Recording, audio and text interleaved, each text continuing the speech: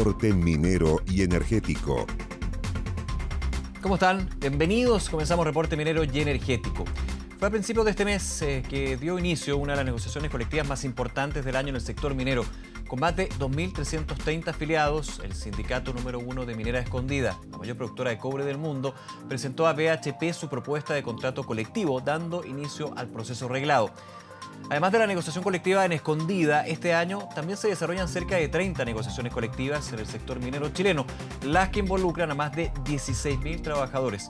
En un contexto en el que se ha visto una fuerte alza en el precio del cobre en lo que va de este año, las expectativas de las organizaciones sindicales respecto a los resultados positivos que podrían obtener de estas negociaciones son muy altas y el mercado observa de cerca la situación del país ante una eventual caída en la producción debido a posibles paralizaciones.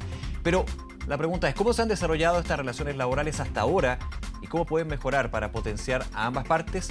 Vamos a conversar sobre este tema. Para eso nos acompaña Carlos Portales, director de la consultora laboral Datalab y profesor de la Escuela de Administración de la Universidad Católica. Otros temas que vamos a estar aquí conversando en el programa. Vamos a estar con una entrevista a David Wharton, socio tributario de Ernst & Young Perú, que nos va a dar una visión sobre el actual escenario en el que se desenvuelve la minería en el país vecino. Esto luego de la carrera presidencial que se desarrolla ahí en el vecino país.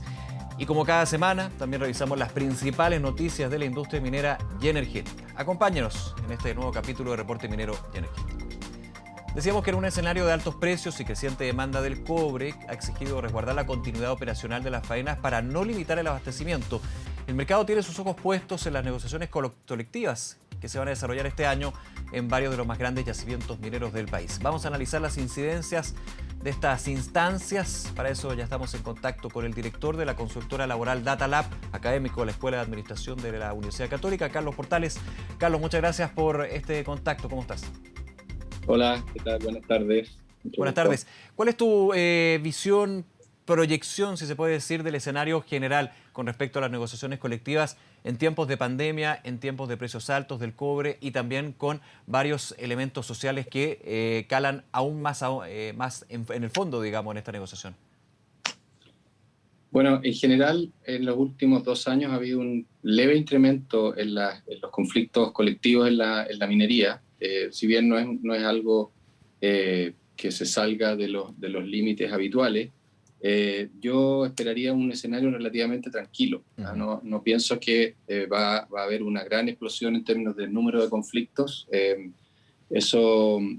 Además, eso por supuesto va a tener que ver cómo las empresas manejen esas relaciones, pero las negociaciones que hemos visto hasta ahora básicamente muestran un escenario en que ha habido resultados relativamente moderados, considerando que ya se tenía a la vista los incrementos del precio del cobre en varias de ellas.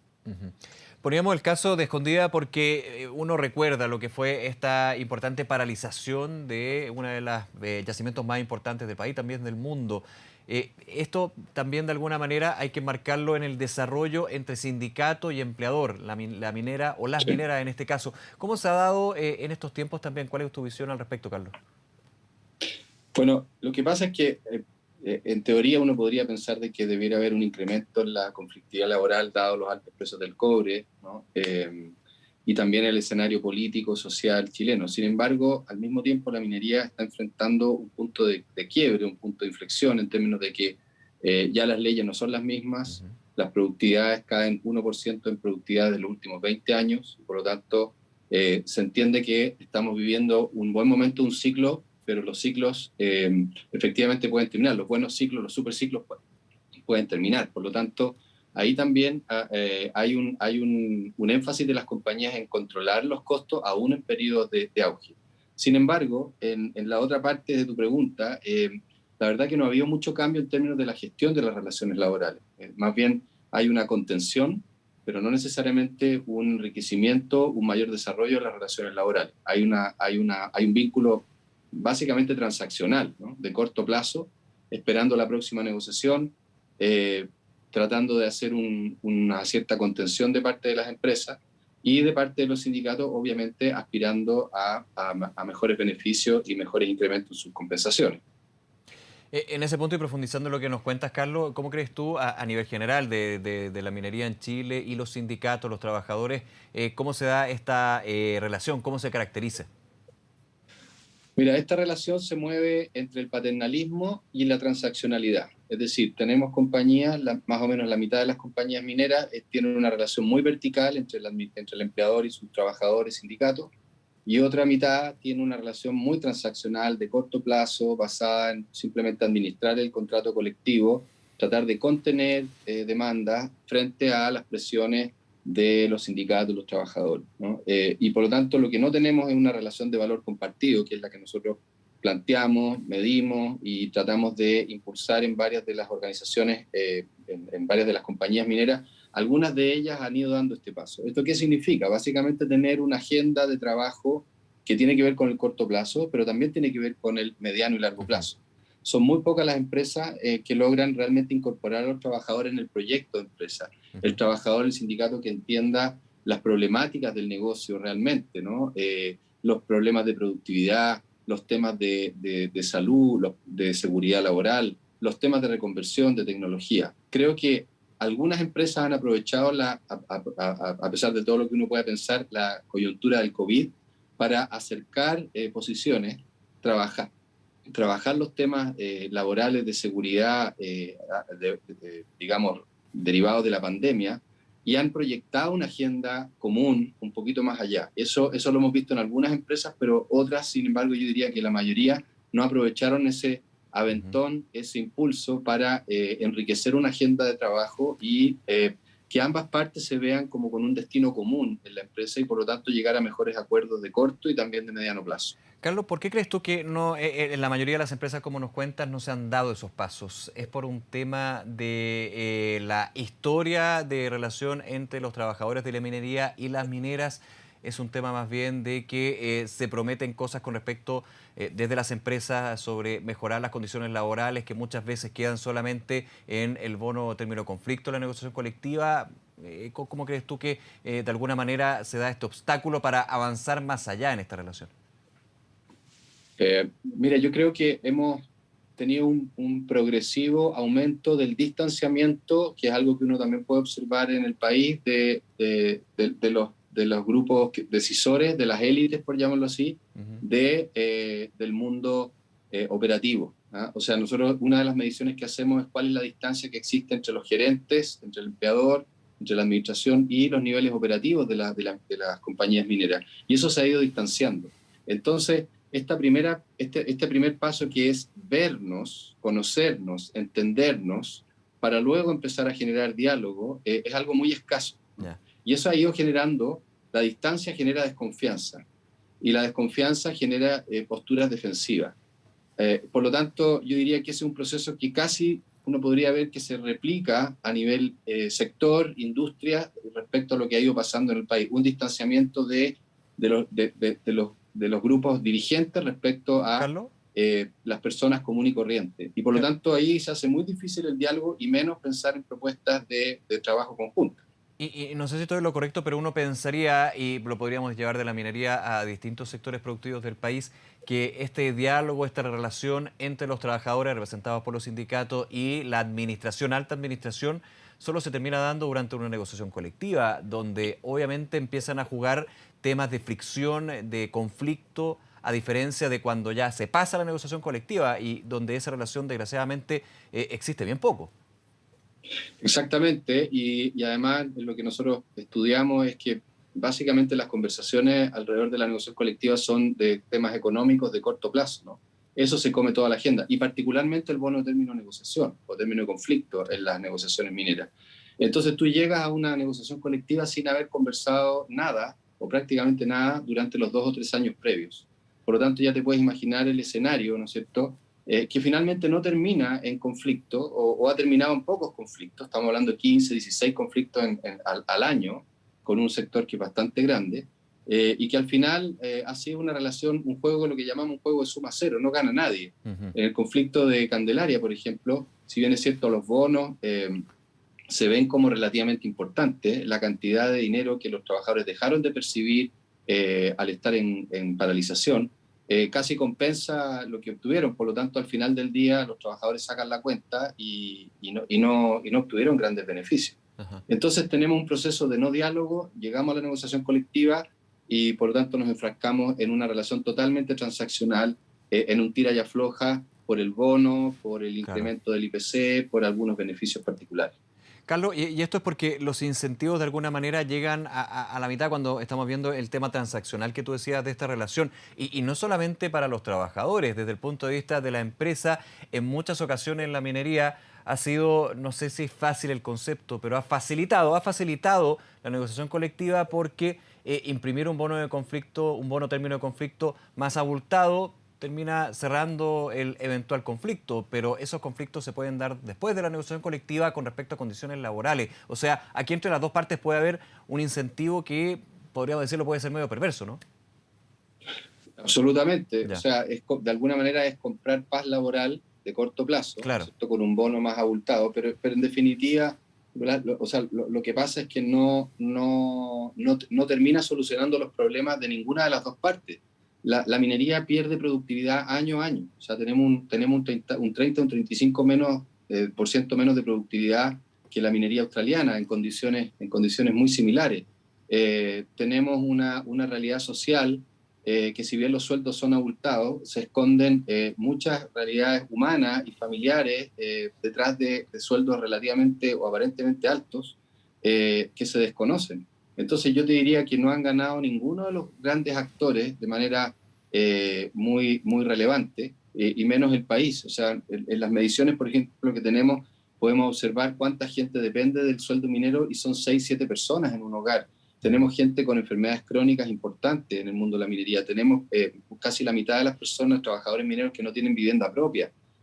Tenemos, ¿no es cierto?, temas de educación, de salud, de conexión muy importante y que no están siendo abordados. Tenemos un problema de capacidades, de capacitación. Chile es un país que capacita poco. Tenemos casi la mitad de capacitación, de formación en la minería que lo que tienen los grandes países o las otras economías mineras.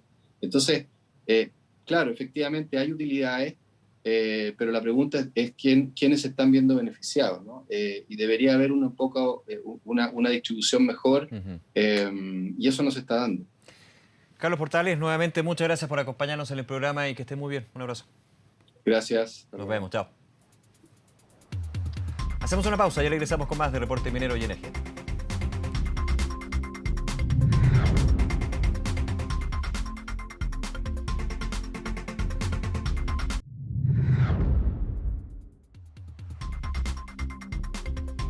Ante un reñido escenario electoral donde ya Pedro Castillo se proclama como ganador, pero hay acusaciones de fraude electoral por parte de su contendiente Keiko Fujimori, nos quedamos un poquito para ver cuál es el contexto minero en Perú, uno de los actores de la industria internacional más relevantes y por supuesto también que tiene mucho que ver con nuestro país. Vamos a hablar sobre este tema, ya estamos en contacto desde Lima con David Wharton, socio tributario de Ernst & Young Perú, para analizar el escenario del sector minero de este país. ¿Cómo estás? Muchas gracias por acompañarnos. No, muchas gracias por la invitación. A ver, a la espera de los resultados, pero entendiendo que hasta el minuto la ventaja es de Pedro Castillo y sería ya el presidente del Perú. Ha habido, y me quiero quedar un minuto con la figura de Castillo, y en el análisis se ha dicho que ha habido un cambio con respecto a, primero, el discurso económico, pero también la relación con los actores económicos, especialmente con la minería. ¿Es así? ¿Se nota? ¿Es concreto este cambio? ¿Y qué representa también para la industria? Bueno, mira, te comento, el plan inicial que está publicado, además, y esto es algo público que cualquiera puede revisar, establecía, y en sus primeros conversaciones, Pedro Castillo lo que decía era que la minería debería dejar, según él, lo contrario que estaba grabado. Es decir, él decía, 70% ahorita es de utilidad, 30% deja de impuesto, y debería ser al revés. Debería llevarse 30% de utilidad y dejar al país 70%, ¿no?, en una cuestión tributaria. Ahora, si tú me preguntas cómo eso se aterriza, nunca se dijo. Es decir, lo único que dijo es, debería ser al revés. nuestra tasa de impuesto a la renta hoy es de 29.5, y lo que él decía, casi 30, ¿no? Entonces entendíamos eso. Ahora, eso ha ido cambiando, es verdad. Mientras la campaña se ha ido, ¿no?, calentando, él ha ido cambiando un poco el tema, y tan es así que al día de hoy, y eso también es público, tiene un asesor que es más moderado, pero sí no sabemos si esa es digamos, el mensaje del partido, porque hay que tener mucho cuidado con señalar expresamente que el candidato Pedro Castillo no ha salido a decir que va a hacer tal o cual cosa respecto a la minería. Ha sido un asesor y no ha sido tampoco confirmado por él. Entonces, lo que tenemos hoy es un mensaje más moderado, un mensaje que se acerca un poco más al tema minero y del empresariado, y un asesor que no era del partido inicialmente, pero que nuevamente ha estado inmiscuido en los últimos días, señalando que se va a respetar a la minería en cuanto al tema de que es entregado a las empresas privadas, y que sí está pensando, debido a los precios altos, de repente crear un impuesto especial. Y eso que te quería preguntar, porque en el inicio tú nos decías, la postura de Pedro Castillo era el 70-30 a la inversa, digamos, un 70% que uno entendería a través de impuestos. Y eso, obviamente, lo conocemos bien en Chile, hay una discusión bien álgida al respecto, se concentra en un royalty, aprovechando los precios.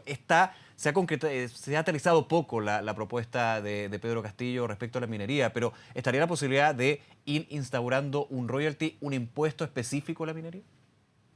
Mira, a ver, esa es una muy buena pregunta. Yo te digo, primero, en el impuesto a la renta la tasa no puede ser tan alta, porque nuestra Constitución señala que los impuestos no pueden ser confiscatorios. Ya el Tribunal Constitucional peruano ha señalado que la confiscatoriedad se mide caso por caso, es decir, no hay un número exacto, pero no puedes decir y no puedes intentar, creo yo, poner una tasa del 50%, porque eso ya sería confiscatorio. ¿Qué es lo que ha ocurrido? Y esto es importante también ver en cuanto al tema de la evolución. Recuerda tú, hace 10 años exactamente entró al Perú Ollanta Humala. En ese tiempo los precios también eran altos. Sí. En ese tiempo, ¿qué ocurrió? Se creó el impuesto especial a minería, se creó el gravamen especial a la minería para las empresas que tenían estabilidad, y se modificó la ley de regalía minera, que ya existía. Eso de ahí hace que hoy por hoy, con las normas al 2021, junio, la carga tributaria en el Perú va a depender, obviamente, de la utilidad, vaya de un 44 a un 52%. Entonces, no es un monto menor. Estamos hablando de que algunas empresas, la utilidad de $100, pagan 52% de diversas cargas. Nuevamente, está el impuesto a la renta, el impuesto especial, la royalty. Entonces, yo no sé hasta qué punto en la negociación, porque también lo dijo el asesor del partido del candidato Castillo, dijo que iban a ver de conversar y negociar, porque el precio ahora, como es obvio y ustedes lo conocen mejor que nosotros, el precio del cobre está muy alto, ¿no?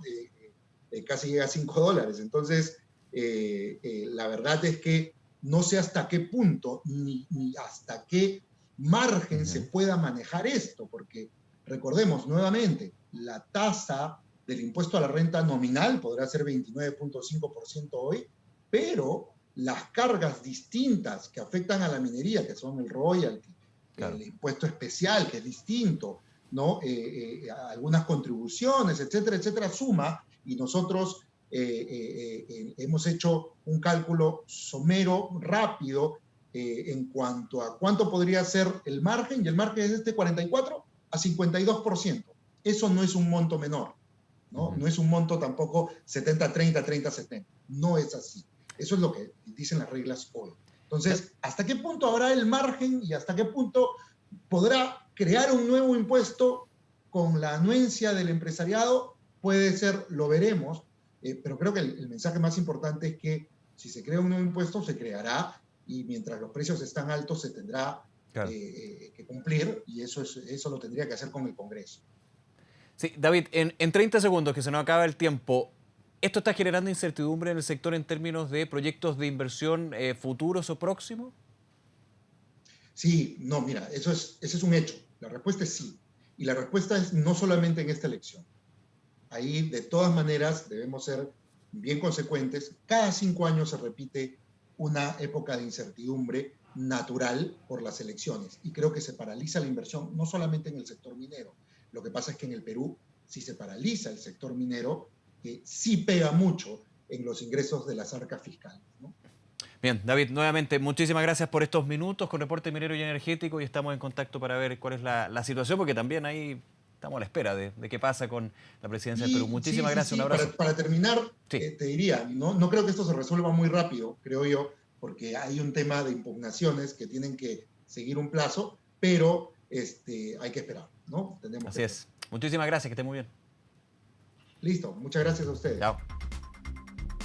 Vamos a otras noticias de la industria. De acuerdo con un reporte generado por el Servicio Nacional de Aduanas, las exportaciones de Chile entre enero y mayo de 2021 totalizaron 35.899,8 millones de dólares, aumentando un 24,2% en relación con igual periodo del año 2020.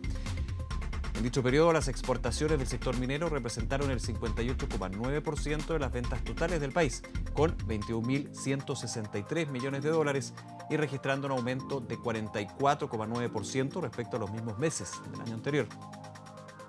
Dentro de la canasta de productos mineros exportados destacó el envío de minerales de cobre y sus concentrados, junto con el aumento del despacho de los minerales de hierro y sus concentrados.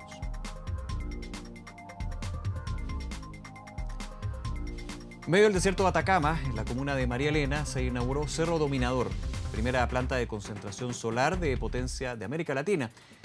El proyecto, que inició en 2014 y concluyó su fase de construcción a fines de 2020, cuenta con una torre de 250 metros de altura, junto con 10.600 espejos de 140 metros cuadrados de superficie, que se distribuyen en un terreno de más de 700 hectáreas. La iniciativa es una de las principales apuestas en materia de energías renovables en nuestro país, garantizando energía durante las 24 horas del día y evitar así la emisión de aproximadamente 640.000 toneladas de CO2 al año.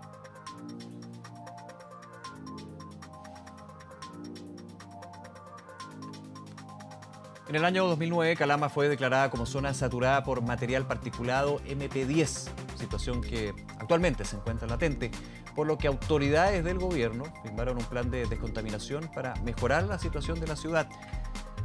Este plan se elaboró luego de un amplio proceso de participación ciudadana, donde se recibieron más de 12.000 aportes realizados por más de 1.180 observadores ciudadanos de Calama.